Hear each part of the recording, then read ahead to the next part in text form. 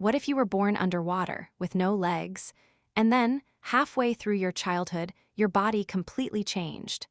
Welcome to the strange and wonderful world of amphibians.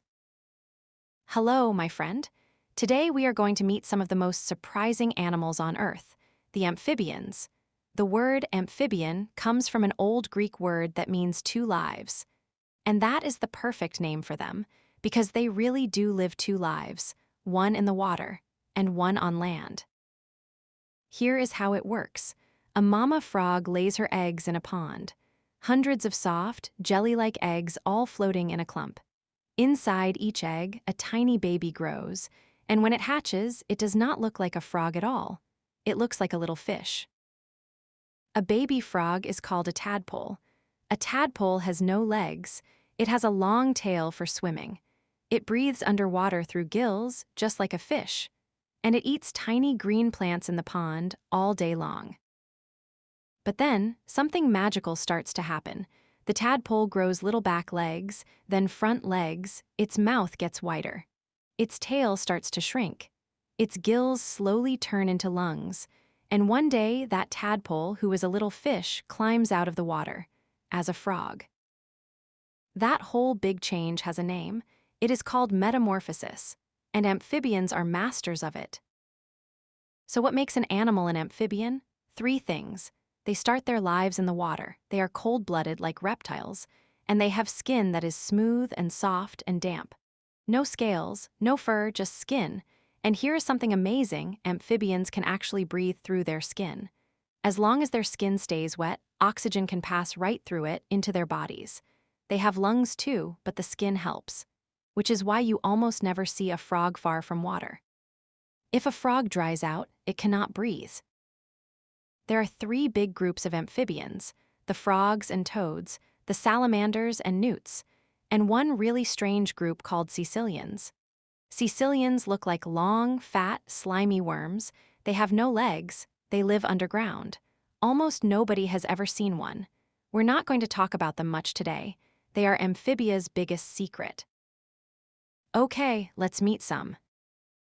Our first amphibian is one of the most beautiful and one of the most dangerous animals on Earth: the poison dart frog. Poison dart frogs are tiny. Most of them could sit on the end of your thumb, and they are wildly, brilliantly colored. Some are electric yellow with black spots, like a tiny bumblebee. Some are bright blue, like a piece of sky. Some are fire truck red. Some are gold. But here is the thing. If you ever met one in the wild, in the rainforests of Central or South America, you must never, ever touch it. The bright colors are a warning. Inside its skin, the poison dart frog makes one of the strongest poisons in nature. Just touching one can be dangerous. Why do they have all that poison? Because they are so tiny and so easy to spot, they need a way to make sure that birds and snakes never even try to eat them.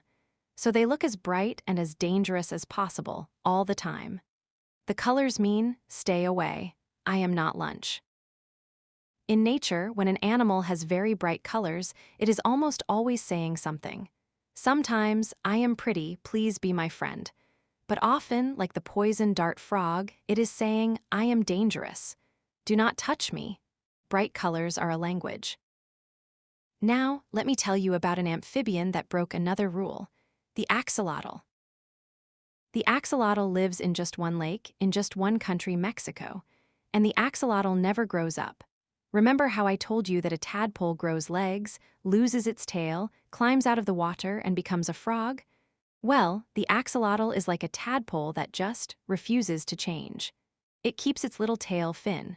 It keeps its feathery gills, all puffed out on the sides of its head like a fancy collar. It stays in the water its whole life. And get ready, the axolotl can grow back almost any part of its body.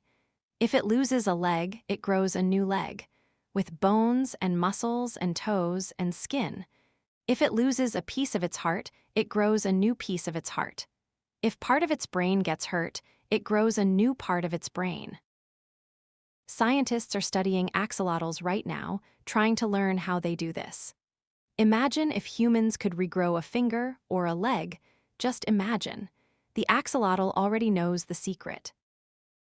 Now, last amphibian, and this one is enormous, wildly enormous.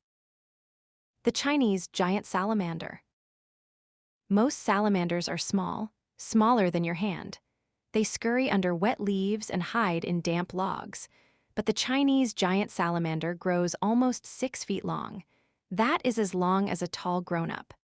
Imagine a salamander, the size of a person, just gliding slowly through a cold mountain stream. It has tiny eyes, it is mostly blind, it cannot see well at all, so instead of seeing its food, it feels it. It has special sensors along the sides of its body that pick up the tiniest little vibrations in the water.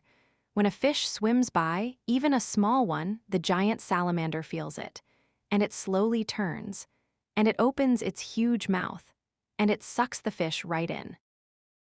These salamanders can live for over 50 years. And the very oldest ones are remarkable to look at. Wrinkly, ancient, slow, like dragons from a story. Amphibians have been on Earth for almost 400 million years. They were the very first animals with backbones to ever walk on land, before lizards, before dinosaurs, before birds, before us. The first creature with legs to climb out of the water and feel sunshine on its skin was an amphibian. There are about 8,000 kinds of amphibians in the world today, but many of them are in trouble. Their pond water gets polluted. Their forests get cut down. Their wet, damp skin makes them very sensitive to changes in the air and the water. So if you ever help protect a wetland, even just by not littering, you are helping the amphibians. Next time, we are going to swim into the ocean. And we are going to meet a group of animals that has lived in water from the very beginning. A group with gills and fins. A group that includes the world's fastest swimmer, the world's strangest deep-sea hunters, and the very first animal that ever had a backbone. We are going to meet the fish. Until then, my friend, if you ever see a frog after a rainstorm, give it some space. And remember its secret. It is breathing through its skin. 2 lives in one little body. Goodbye for now.